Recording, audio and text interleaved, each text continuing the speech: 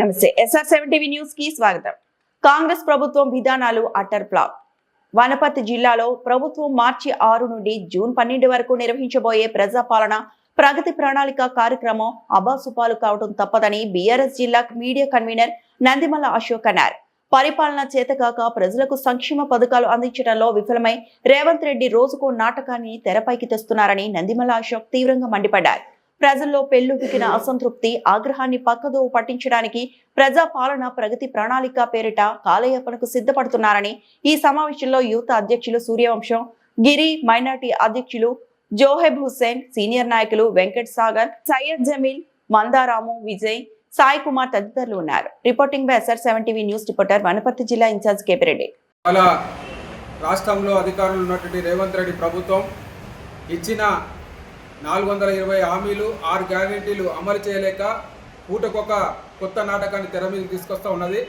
ఇవాళ నిన్న జరిగినటువంటి అధికారిక సమావేశంలో 99 రోజుల పాటు మార్చి 6 నుంచి జూన్ 12 వరకు ప్రజాపాలన ప్రగతి ప్రణాళిక పేరిట ప్రజలను మరోసారి మభ్యపెట్టడానికి ప్రజల ముందుకు పోవాలని అధికారులను నాయకులను ఆదేశించడం జరిగింది.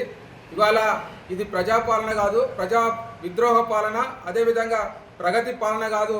పంచుకోవడం, దోచుకోవడం, అస్మదీయులకు పంచి ఇవ్వడమే ఇతను పనిగా పెట్టుకున్నాడని ఈ సందర్భంగా మేము మనవి చేస్తా ఉన్నాం. ఇవాళ రేవంత్ రెడ్డి ఇచ్చినటువంటి గ్యారెంటీలను అమలు చేయలేక ఇవాళ సంక్షేమ పథకాలు కేసీఆర్ అమలు పరిచినటువంటి సంక్షేమ పథకాలన్నిటి కూడా ఎగ్గొట్టి తగదునమ్మా అంటూ ఇవాళ మేము మొత్తం రాష్ట్రాన్ని మొత్తం ప్రజా సంక్షేమ పాలన చేసాం, అదేవిధంగా అభివృద్ధి చేశామని ఇవాళ ప్రజల ముందుకు రావడానికి సిగ్గుచేటనే చర్యగా నేను అభివర్ణిస్తా ఉన్నాను. ఇవాళ మీరు మొట్టమొదట ఇచ్చిన 6 గ్యారెంటీలను అమలు చేయాలని బీఆర్ఎస్ పార్టీ డిమాండ్ చేస్తూ ఉన్నది. ఇవాళ ముఖ్యంగా మీరు ఇచ్చిన హామీలు ప్రతి ఒక్క మహిళకు 2500 రూపాయలు ఇస్తామని చెప్పడం జరిగింది. అదేవిధంగా కళ్యాణ లక్ష్మితో పాటు తులం బంగారు ఇస్తామని చెప్పడం జరిగింది. అదేవిధంగా నిరుద్యోగులకు 2 లక్షల ఉద్యోగాలు ఇస్తామని చెప్పారు. అదేవిధంగా వృద్ధులకు, దివ్యాంగులకు 4000, 6000 ప్రకారంగా పింఛన్లు ఇస్తామని చెప్పారు. ఇవన్నీ కూడా ఏవి చేత కాకుండా కేవలం మభ్యపెడుతూ ఇవాళ ప్రజల వద్దకు ప్రజలను మభ్యపెట్టి కాలయాపన చేస్తూ ప్రభుత్వాన్ని నడపడానికి ప్రయత్నం చేస్తున్నాం. తీవ్రంగా ఖండిస్తున్నాం. ఈ ప్రజాపాలన అదేవిధంగా ప్రగతి ప్రణాళిక ఖచ్చితంగా ప్రజల్లో అబాసుపాలు కావడం తథ్యమని కూడా ఈ సందర్భంగా తెలియజేస్తా ఉన్నాం. ఇవాళ నీవు చెప్పిన హామీలన్నింటినీ నెరవేర్చి ప్రజల ముందుకు రావాల్సిందిగా ఈ సందర్భంగా మనవి చేస్తా ఉన్నాను. ఇవాళ కేసీఆర్ ఏర్పాటు చేసినటువంటి సంక్షేమ పథకాలు అన్నిటికీ ఇస్తూ దానికి రెట్టింపు స్థాయిలో ఇస్తామని చెప్పి కేవలం సంక్షేమ పథకాలు కేసీఆర్ చేసినటువంటి సంక్షేమ పథకాలను కోత విధించడం సిగ్గుచేటైన విషయం అని కూడా ఈ సందర్భంగా మేము చెప్తా ఉన్నాం. మీకు సిగ్గు శరం ఏదైనా ఉంటే 420 హామీలు 6 గ్యారెంటీలు అమలు చేసిన తర్వాత ప్రజల పాలనకు రావాలని ఈ సందర్భంగా మనవి చేస్తున్నాం.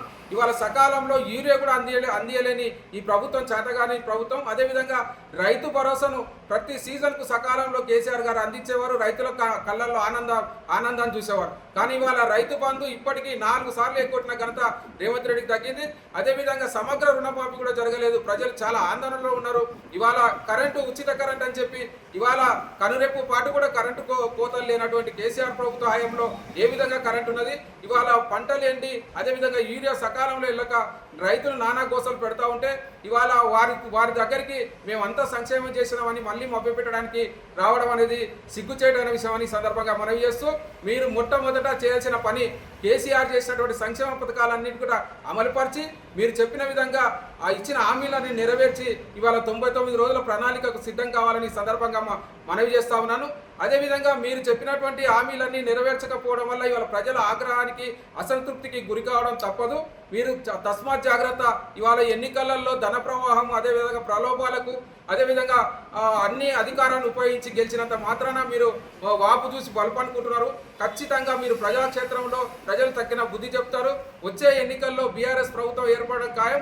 మీరు చేస్తున్నటువంటి భూకబ్జాలు, అదేవిధంగా మూసీ నది పేరిట, అదేవిధంగా హైడ్రా పేరిట లక్షలాది కోట్లు దోచుకుంటున్న వైనాన్ని ఖచ్చితంగా ప్రజాక్షేత్రంలో పెడతాం, నిలదీస్తాం. అంతకంటే ముందు ఇవాళ 99 రోజుల ప్రణాళికలో మీరు ఏం సాధించారని ప్రజల ముందుకు వస్తున్నారని సందర్భంగా ప్రశ్నిస్తా ఉన్నాం.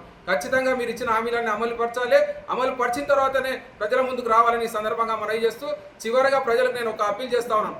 మీ దగ్గరికి వచ్చేటువంటి కాంగ్రెస్ నాయకులకు కానీ అధికారులను కానీ మీరు నిలదీయండి. ఏ విధంగా అంటే ఇవాళ మీరు ఆ ఎన్నికల సమయంలో మాత్రమే ప్రజల వద్దకు వస్తే మాయమాటలు చెప్పి ఓట్లు తట్టుకొని పోతా ఉన్నారు. మాకు ఇచ్చిన హామీలు ఏమైనాయి? మహిళలకు ఇవ్వాల్సిన 2500 ఏమైంది?